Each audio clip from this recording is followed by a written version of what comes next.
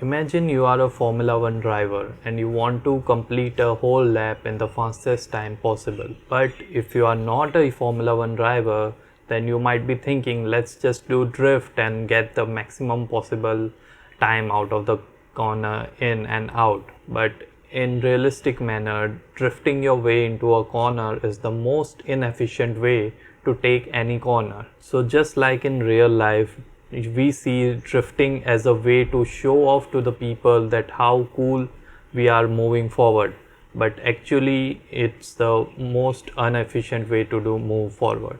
So in this video I'll be sharing you with the analogy of Formula 1 how you can get to the finish line as quickly as possible. So let's get started.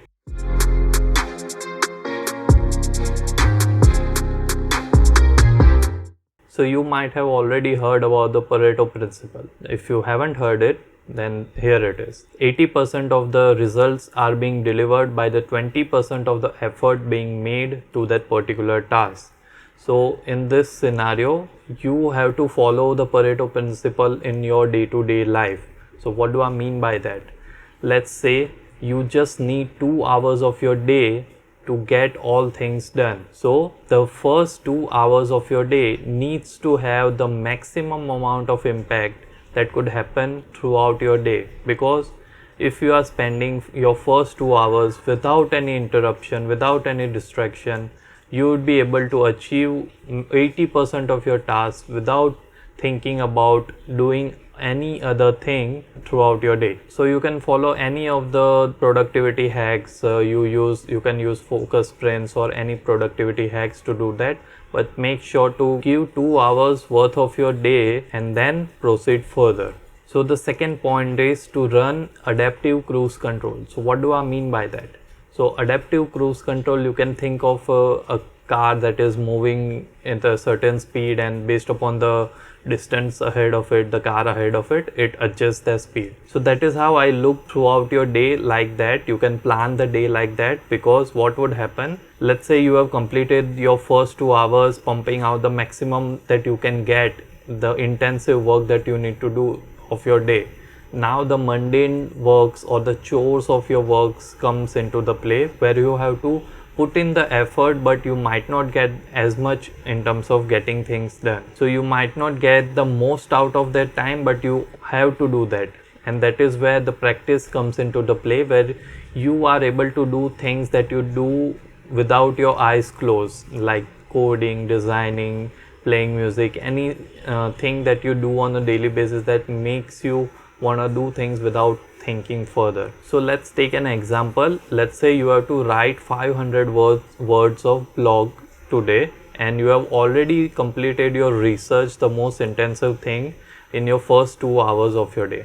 Now you just have to get the blog written and proof check and get it published. So let's say you started writing the 500 words of your blog, and you were going into a smooth rhythm and just keep on writing, and you didn't stop at the 500 word mark, but you kept on writing. And so let's say you have completed 800 words instead of 500 words. So you might think that okay, we have just wasted 300 words because we had only to write 500 words. But I think that this is a much more better way to get things done, because the rhythm in which you can overshoot a task, it is much more easier compared to undershooting it. So you yourself and your mind cannot think of writing setting a limit on your brain. Let's say I just have to write 500 words, compared to getting that blog done in a rhythm where you just have to focus on writing that blog and just having a broader idea that okay, I just have to write somewhere around 400 to 600 words, and that's how the rhythm will build, and that would be easier to get it done compared to chunks of it where you just keep on writing 100 words and trying to finish the blog, compared to getting into the rhythm and getting it done in a one swooping sweep. And the third thing is, you don't get an escape route every time. So what do I mean by that?